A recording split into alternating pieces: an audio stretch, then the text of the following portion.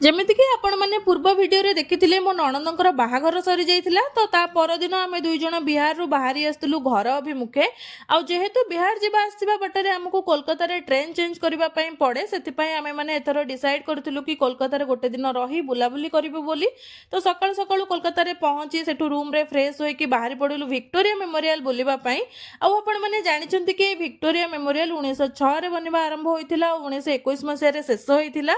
ଆଉ ୟାକୁ ରାଣୀ ଭିକ୍ଟୋରିଆଙ୍କ ସ୍ମୃତି ନିମନ୍ତେ ଲର୍ଡ କର୍ଜନ ବନେଇଥିଲେ।